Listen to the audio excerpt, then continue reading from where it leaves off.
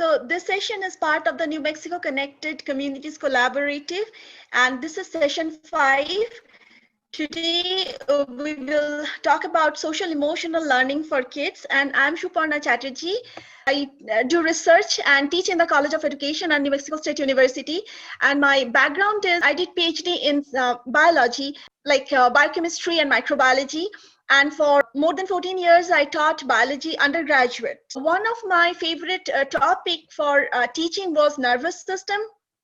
So when I talk about nervous system, it a part of it is all about memory, concentration, emotions, learning, and how we feel connected. So this is one of my favorite topics, and I'm very happy to be in the discussion with you all about social emotional learning for kids.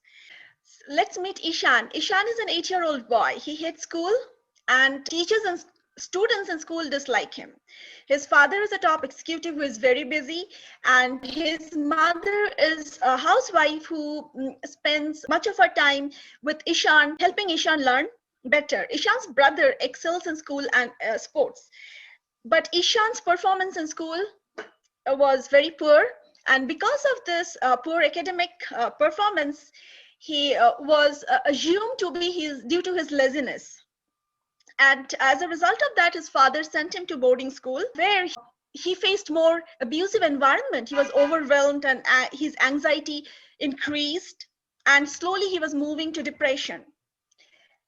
During that time, a new instructor joined the school. In the boarding school also, nobody used to like Ishaan. The new instructor reviewed Ishaan's work, and he found that Ishaan is imaginative, he's creative, but he has a problem in understanding letters and words. He tried to find out what's happening with Ishaan, and then he implemented remedial strategies for helping Ishaan. Now, after that, Ishaan's reading, writing, and grades improved, and Ishaan was a very happy boy. Then he took part in an art competition, and he was declared the winner, and people could see how creative he was. So this is a story from a movie like Stars on Earth. Now, I would like to ask all of you to review the conditions. Think about which are these conditions Ishaan got help from, like his both in his earlier school and in the boarding school. So did Ishaan find any cooperative relationships in home and school previously, or adults who were around him, did they show responsible decisions regarding Ishaan? And how many of them helped Ishaan recognize his emotions and manage his emotions, or helped Ishaan with some positive communication, helped Ishaan to solve the problem and showed him empathy? We have seen that most all of these were absent before Ishaan reached the boarding school, before he met the new instructor. And also in the boarding school, environment was very abusive because his performance were not good. And that was not due to just his fault. It was not his laziness. So reviewing these conditions, what do we found? We found that what made a difference in Ishaan's life. So someone did an observation. He observed, he reviewed, he examined the conditions and reached out for resources. And then he took an action. He understood that Ishaan's problem lied in he could not understand letters and words, and then when he took an action, it was reflected in Ishaan's behavior and attitude. So what happened is that he modified the social emotional setup, which was reflected in change in behavior of Ishaan. The definition of learning says that change in the behavior of an organism due to regularities in the environment. And what are these regularities? The stimulus. How do we encourage our students, what resources we give them, how we help them learning a new task, how they can connect with their previous learning. So these are the regularities which helps a learner, and it results in cognition. And among many other things, we know cognition is like language processing, perception, problem solving. Now, perception is very important. How a child perceives a situation. We, as an adult, we need to understand that. And here comes the social emotional learning. So according to the definition of the collaborative for academic, social and emotional learning, it is a process of developing students' competencies, social emotional competencies, that is the knowledge, skill, attitude, and behavior that individual students or kids need to make a responsible decision. Because be it kids, but they are part of the community, they are part of the society. So they also need to take responsible decisions about themselves and about their actions. Who can help them? Who can help a kid, or who can facilitate that environment for kids for having for acquiring those knowledge, skills, and processes? It is at least one caring adult. Let me see if I can go to the YouTube and show you. Son's high school principal what career his son should consider in the future. Now, his son was described by many of his teachers as lazy, distracted, and that he couldn't remember anything. So the principal replied to the father, and he said, "It doesn't matter what he does, he will never amount to anything." That father's name was Herman, and that student who wouldn't amount to anything, that was his son, Albert Einstein. I just wanted to share what happens when we do not understand the potentials in our students.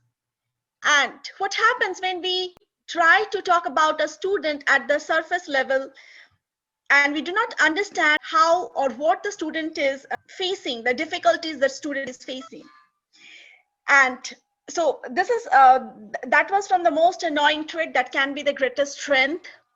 And there are other videos also, like trigger warning, the trauma, abuse, and suicide awareness. So being an adult, being one caring adult, we can help one kid from moving away from this trauma, abuse, and suicide attempts through awareness of self and awareness of society. And we will talk about all those competencies in the next slide. So why we are talking so much about social emotional learning these days? It is because due to the unprecedented changes that happened during the pandemic, everything moved, like we all had to transition to online learning, and that happened so suddenly and rapidly that it was hard for all of us to cope with the situation. Thinking about this, we should understand how it impacts a kid, and we could be that one caring adult helping the kid, because our kids needs us most during this time. So implementing self strategies is one caring step in this regard. This representation is an excellent representation of how the social emotional learning competencies are related. You can see, like in the top, it's the self-management and self-awareness. So if I'm not recognizing my own emotions, I cannot process or cannot manage it. And next is self-management. So self-management can only happen when I can recognize what are my emotions and how these emotions are interacting and letting me behave with others and in a particular situation. So self-awareness and self-management, and then social awareness and relationship skills. So showing understanding about others and empathy for others is very important, because we are not isolated organisms living in this earth. So we are always connected to whatever we do or whatever we think. The way we try to get connected is very important. And this leads to the relationship skills. So forming positive relationships, working in teams, working in group work, and in sports and community. This is another important skill that we need to develop in ourselves, and especially in kids. So with the self-awareness, self-management, social awareness, and relationship skills, it can help us to make responsible decision making. So making ethical, constructive choices about personal and social behavior is very important. Now, what is the goal of all this acquiring this social emotional learning competencies? Is that we want our students to become responsible and productive members of society. Even like when they are in this virtual world, when they are using a lot of online devices and online platforms, we need to make them understand that just don't be consumers, but be producers and be productive. So this cell competencies will very much help our kids in showing that, demonstrating those skills and be productive. So we will talk about few cell activities to use in the classroom, like journaling, self-tapping, practicing and teaching self-care, storytelling, and circle talks. So journal writing, first time when you are interacting with your students in a classroom, if we ask them something like, it can be a conversation or it can be writing. So journal writing, like today I feel. So if they write that today I feel sad because of so and so, and that is self-awareness, that is they are recognizing their emotions, what is happening, and also they're trying to express it and understanding the reason, like why they're sad or why they're happy. Next, when you feel yourself getting stressed out, what can you do to start feeling at peace again? So this is about self-management. And what do you want to do today? This is also self-management. Then share your feelings with your friends. That is social awareness. And when they're sharing their feelings, they are getting in the conversation, they are talking about it, they're releasing. Sometimes it's a relief that they are making their stress getting out. And then there are many writing prompts in this site which you can use for journal writing. So next is tapping. So tapping is emotional freedom technique, and this is a stress relief technique. So it uses principles of Chinese acupuncture and modern psychology. It lowers cholesterol, which is a major stress hormone, and it helps us to balance between the two, sympathetic and parasympathetic nervous system, helping us reducing anxiety and be more productive. So it can also be done through prayer, meditation, yoga, and other mindfulness practices. Now, how to do tapping? We can just do it over here. So there are 9 points in our body which we can use to do this tapping. And when we are doing the tapping, think about something that is bothering you or that you want to express out. Maybe like today is a busy day and I will be okay. Just this. So when you are doing the tapping, just talk about this, and it helps to release that stress inside us. So first we will do with the side of the hands, and doesn't matter which hand it is. So you can do the tapping and you can say like, today is a busy day and I will be okay. Then the next is this, like the starting of your eyebrows. We can like, today is a busy day but I will be okay. The sides of your eyes, today is a busy day and I will be okay. Like at the below your eyes, today is a busy day and I will be okay.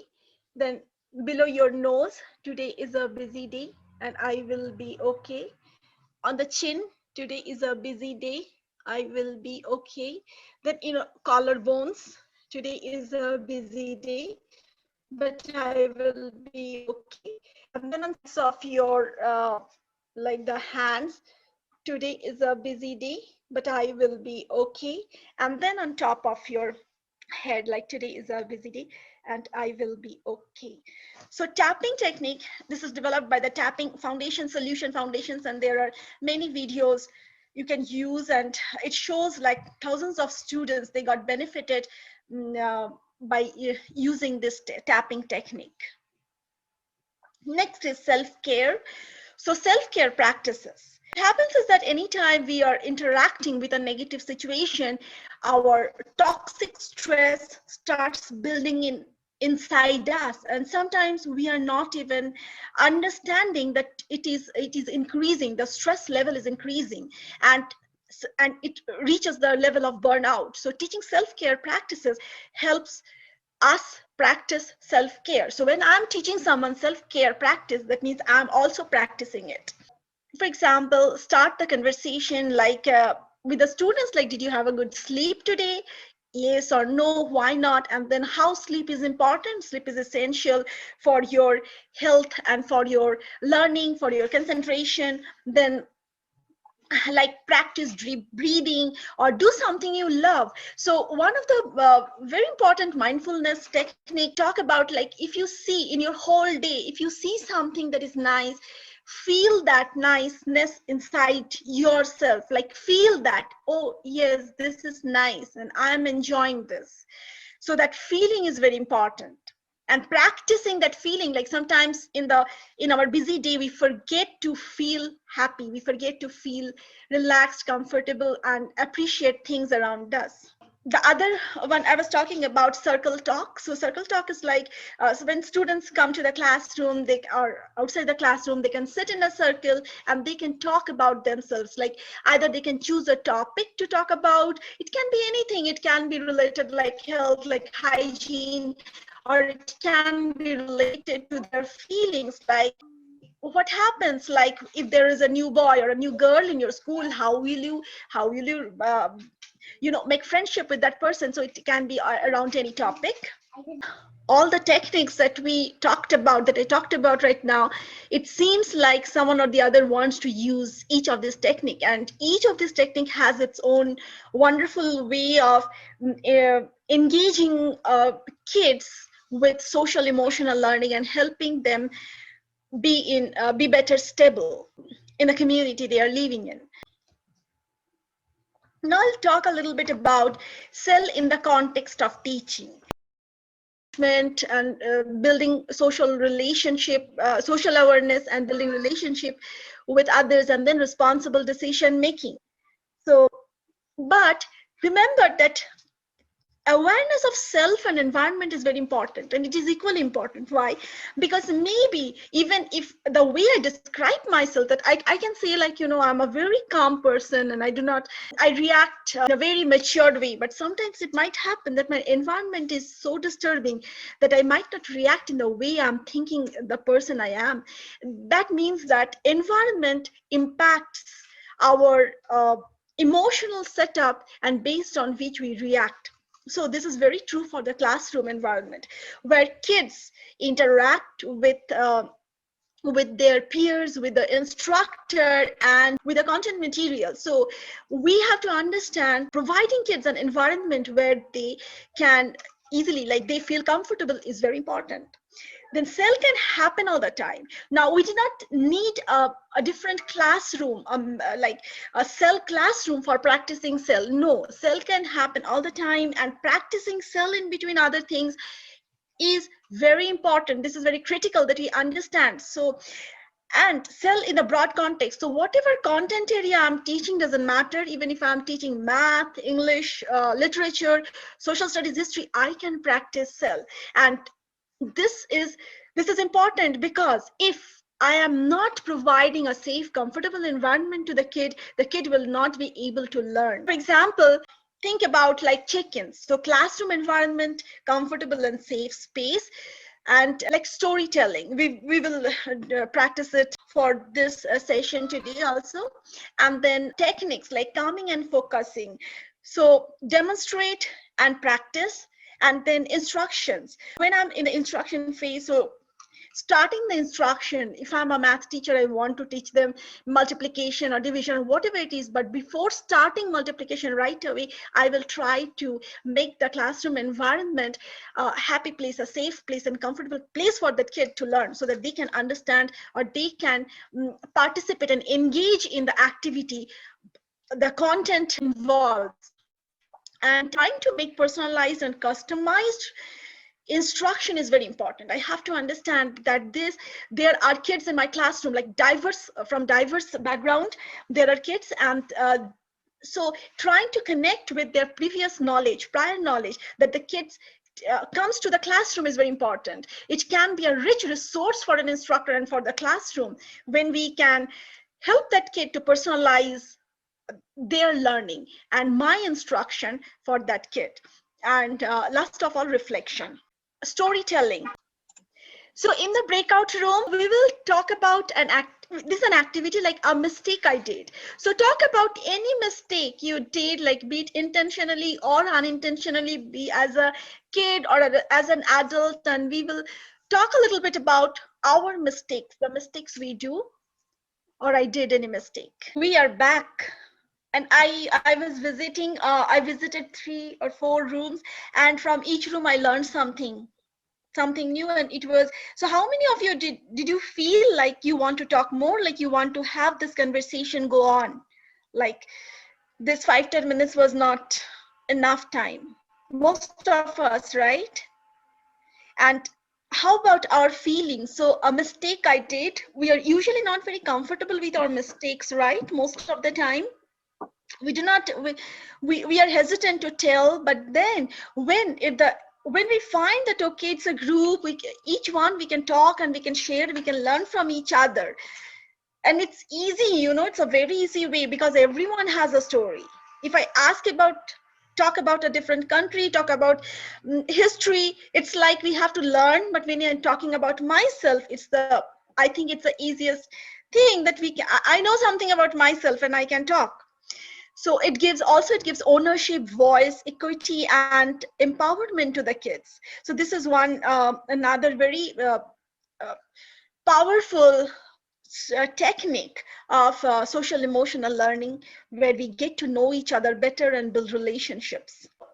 Practicing mindfulness. Okay, how many of you in your classroom, how many of you say like, calm down and focus? How many of you say that in your classroom before you start instruction? How many of us show our students like how to calm down and how to focus? It's not always we demonstrate, but it's very important. So calming, we can do this right now. So sit up nice and tall, put your hands on your abdomen or one hand on your chest, and if you want to close your eyes, you may or you may not, and focus your attention on the sensation of the breath, and take 3 long breaths.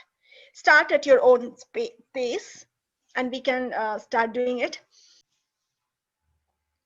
Now, after this activity, do you feel that there is a change in your way you are feeling? So you can feel this more like when you are talking or when you're engaged in a very like active participation. And then if you do that, you will feel that there is a difference, and it helps us to experience a calming effect on ourselves. For focusing, we can use a chime like a tuning fork, like so showing students the chime, and then tell them to focus their attention on the sound and listen to the sound, and then to look at you when they cannot hear the sound anymore. So kids, kids have problem or they closing their eyes. I know one of the teachers was sharing that, like it was very hard for kids to close their eyes. So no need of closing the eyes. They can do it with open eyes. So after doing this to calming and focusing activity, what happens is that we have calmed, focused students in our classroom. And this is very important before we start instruction. So right now, the activity we did was a mistake I did. And for example, like this is, let's think like this is a classroom and where we can read aloud. So reading aloud is a very important technique which helps kids to see personalized, personalized instruction. Like the teacher, I know that teacher is reading for me, versus like sometimes we do read aloud in the YouTube. So it's always a good practice to read to your kids. So this is a book that I found. Let's see what this book talks about. So it's a beautiful Oops by Barney Salzer, and it's telling that a torn piece of paper is just the beginning. Every spill has lots. Bent paper is something to celebrate. A little drip of paint lets your imagination run wild. A scrap of paper can be fun to play with. A smudge and smear can make magic appear, as pain, as potential, if you play with it, holes are worth exploring. And let's see what's inside this. When you think you have made a mistake, oops, think of it as an opportunity, something beautiful. A little bit earlier, we were talking about our mistakes. It's not easy, you know, always to share our mistakes. Now we have to teach kids like mistakes can happen and how we can react with our mistakes. So knowing about like I did a mistake is important, and then understanding like what else I can do to improve that situation is very important. Now, during the actual instruction time, making instruction as interactive as possible is very important. For example, when I was reading the book, if I ask the students, okay, what happens if you spill a cup of milk? Mostly students say like, okay, I was afraid my mom will scold, or I was afraid someone will tell me this and that. So recognizing the emotions they are having and then asking them, okay, what do you do? So if kids say like, okay, I take a tissue to absorb it, and with this we can also teach them about science and literacy vocabulary, mechanism of absorption, scrap paper, making a paper boats, like it can float. So what's the difference between floating and sinking? Now how they feel is very important. The physical activity, connecting with some physical activity is very important, especially in the virtual situation, virtual learning environment, because most of the time what we are doing is like we are sitting and reading or listening or watching to something. So it's very important that we use some techniques. So just ask your kids, okay, if you're like when I'm reading aloud, if you find that there is a mistake, like you spill something or there's a you torn a piece of paper, okay, like extend your hands and then raise your hand and then again extend and then make down. So you know, some kind of activity is very important. Ask students how they feel if they think differently after doing a mistake. So conversation, having a conversation with kids is equally important, and trying to evaluate in terms of the 5 self competencies. So self-awareness, then understanding like how it is, how one of my mistake can impact my surrounding, my community, social relationships, and be that one caring adult to whom the kid can come and talk to you about their mistakes. That's again very important. And likewise, they can be able to take some responsible decisions. We can practice self through different ways, like applying different strategies, different perspectives, incorporate research-based techniques, and look for updates. So we sometimes we forget about self updates. We have to do that, and that can happen through training and giving time to ourselves. And consider the spectrum of continuum, that is, so self can happen, you know, it's a continuum. So being happy and sad or right and wrong, these are not very discrete answers, but there is a continuum. So one thing that can make someone happy can be sad for someone. So helping kids understand this helps them to develop empathy for others in the community. Excel can happen amidst your academic subjects, institution and class discipline. We don't have to compromise with any other thing for practicing cell. Parental supervision, it's important, as is was. It's not that I'm practicing cell in the classroom, so it's not needed anymore. No, it helps kids empower them, and then support along with any other regular required support. So if a kid is having some psychological sessions or with a psychiatrist, that is needed. So cell is anything over and above to support the kids. It is not eliminating other criteria and practicing cell. We need cell because it's important for our health, academic health, economy, and career and workforce, we have seen that wherever we have practiced SEL, the outcome is very much positive and it helped kids learn better. Ali, can you share the results of the survey that the participants took at the beginning? So Suparna, the first one is up. Yes, so see the responses, like, have you noticed any change in the conversation of the kids? And you can see like 62% of us, we noticed these changes. And then note changes in the behavior of the kids. Okay, 93% of us, we said that yes, we found some changes happening. And then in the next, like, have you noticed any change in the needs of the kids? This is very important, because if there is a need, I can be that one caring adult who can support that kid with that need. And then, have you made any adaptations to the ways you react with kids? This is important, and we have different answers from all of, and we can see most of these are like yes. So, this shows like we are trying to adapt with the situations, and we are trying to help the kids. And then, have you noticed any change in the way kids are interacting with you? So we have different answers, like yes, no, not too much. These are very important for us. It will help us to, make our social emotional learning sessions better, understanding what is happening. So, and how we can improve. That is very important for us. And then the last thing is that, so the conclusion is like working with kids is rewarding, but it's also like it's a responsible job and it's stressful. So practicing SEL or mindfulness techniques will help the kids, and will also help us as instructors or educators connecting with the field of education. So we can increase our ability to regulate our emotions and stronger facilitator. So, like recognizing the emotion is important instead of pushing it away. So if I'm angry, and then managing my anger is important. Then like thinking, okay, I cannot be angry. No, like if it's a, like it cannot happen. No, anger is a form of expression. It might happen, but then how I will manage it, that's more important.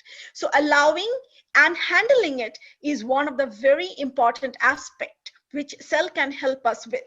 And then different strategies for promoting SEL, incorporating best practices, and reach out for resources. So in one of the breakout session, I found that teachers were exchanging phone numbers. The teachers were exchanging about like their communications, and they want to help each other. So if you have a better technique, and yesterday I had a teacher, she shared an email with me, like she told me like, I'm sharing this with my other colleagues, and what she found important, what she found useful, how she will be using it in the classroom. And this is very important, because then you are taking it from this session to the community, and then to the classroom. So be the one caring adult that can make a difference in kids' life, and it will help us, it will help our community and everyone. So SEL for Kids will help to let that stars glow on the ground. And these are few of the resources. You will find the PowerPoint in our website, so you can come back and see the resources, and please let us know, like communicate with us anytime you need anything from us. And these are a few of the references, and this is my email and Twitter. Thank you so much everyone for joining us today, and please let us know your feedback. Please communicate with us with any feedback you have for us, so that we can develop our sessions and we can reach out with better strategies and tools to help you out, because you all are the actual warrior in the classroom. And thank you for doing what you do for the kids in our community.